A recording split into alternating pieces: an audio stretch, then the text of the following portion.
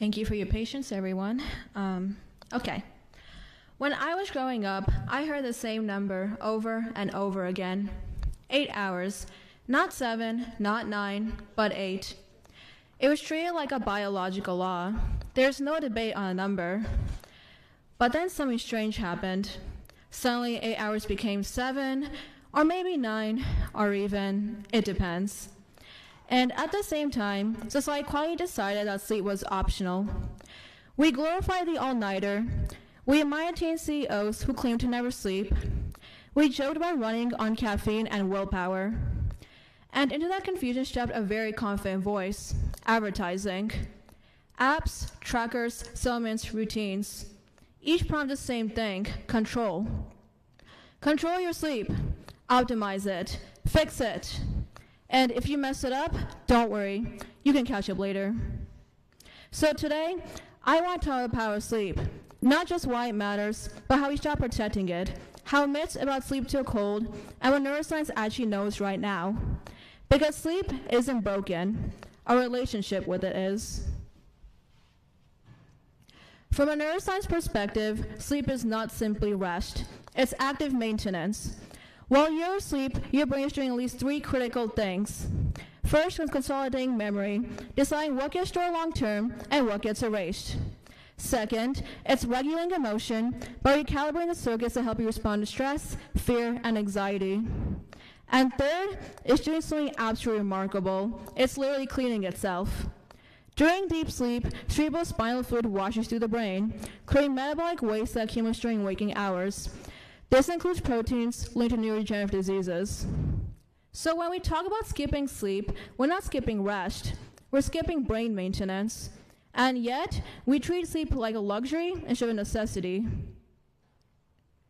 This didn't happen overnight. Industrialization required longer waking hours. Technology erased natural stopping points.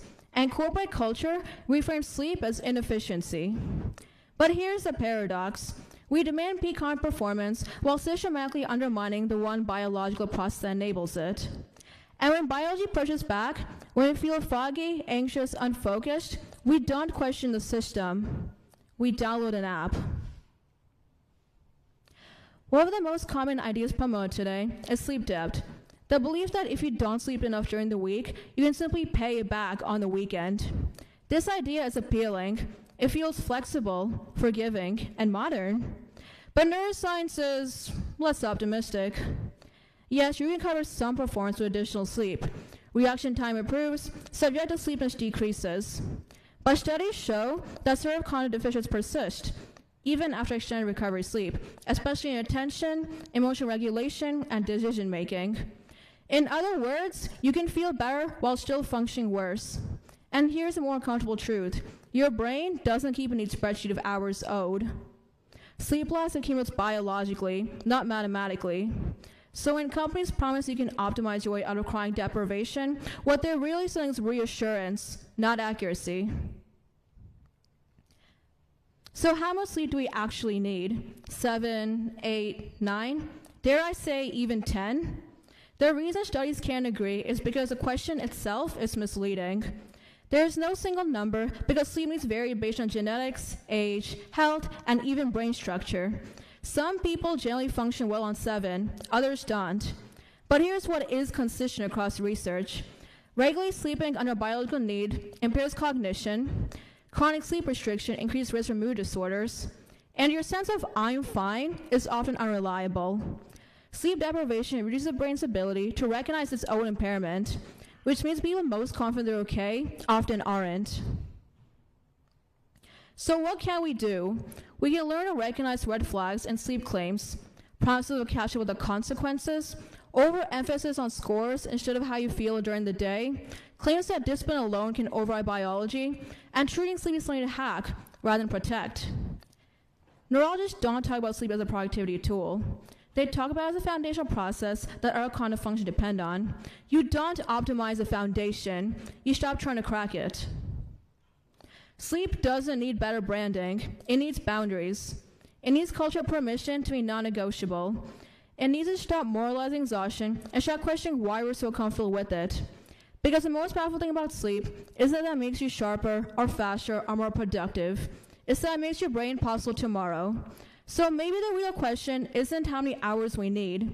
Maybe it's why you became so willing to cut down our hours to a bare minimum possible. Why you became so open to not sleeping at all. Thank you.